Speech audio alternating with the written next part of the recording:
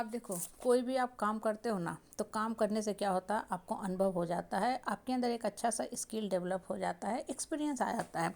In fact जब कोई इंसान जॉब के लिए भी अप्लाई करता है ना, तो उससे पूछा जाता है कि आपको कितने दिनों का काम का अनुभव है, कितने सालों का आपके पास एक्सपीरियंस है, ताकि ये पता किया जा सके कि आप इस जॉब को अच्छे से कर सकते हो या नहीं कर सकते हो।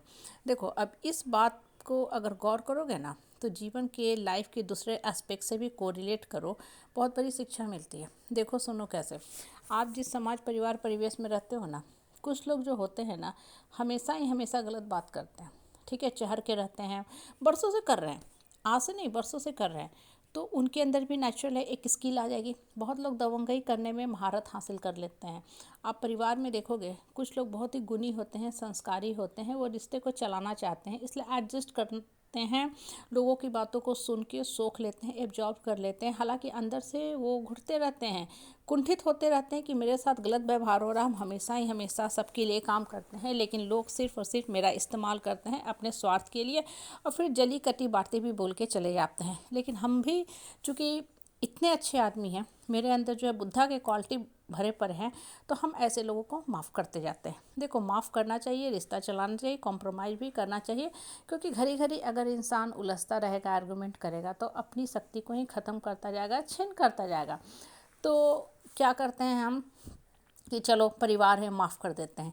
लेकिन आप एक चीज़ यहाँ गौर करो, ठीक है, माफ़ करो, कुछ दिन तक माफ़ करो, वॉच करो कि वो इंसान सुधर रहा है कि नहीं सुधर रहा है।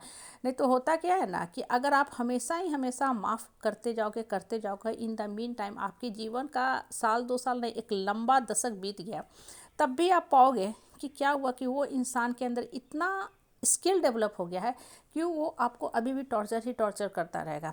इसलिए ना, शुरू में ही संभल जाओ। जब आपके साथ गलत बर्ताव कोई भी कर रहा है, रिश्ते का XYZ कोई भी नाम हो, किसी भी फॉर्म में वो रिश्तेदार आपका हो, चाहे हस्बैंड हो, भाई हो, माँ बाप हो, इन लॉज, या कोई भी हो, या दोस्त साथी हो, या जिस समाज में सोसाइटी में आप रहते हो, वहाँ भी बहुत बार टॉक्सिक लोग मिल जाते हैं, या बहुत दोस्त भी होते हैं टॉक्सिक हो जाते हैं, जो आपको परेशान करते रहते हैं। लेकिन आप सोचते हो कि चलो क्या छोड़ें, माफ़ कर देते हैं।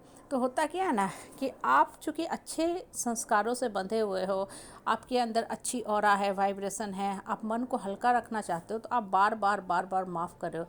लेकिन जो टॉक्सिक आदमी है ना, उसने भी इतने दिनों में बहुत अच्छा एक्सपीरियंस ले लिया, अनुभव ले लिया, हालांकि उसका अनुभव गलत चीज़ों का है, तो वो क्या करेगा, आपको आगे भी तंग करता रहेगा। ये चीज़ लिख लो। इसलिए बहुत बार होते हैं ना, रिश्ते में एक इंसान जो होता है सफ़र करता जाता है। क्यों सफ़र करता जाता है? इसलिए सफ़र करता जाता है कि वो सामने वाला को माफ़ कर रहा है, लेकिन सामने वाला जो है ना, सरपीला होता जा रहा है, उसका जो टॉक्सिक नेचर है वो बढ़ता जा रहा है।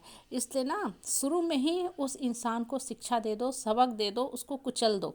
कुचलने का मतलब है कि उसको स्पष्ट शब्दों में, खुले शब्दों में जवाब दे दो। Enough is enough. हर रिश्ते की एक बाउंड्री होती है, एक अपर लिमिट होती है, रिश्ता में डिस्टेंस और स्पेस रखना चाहिए।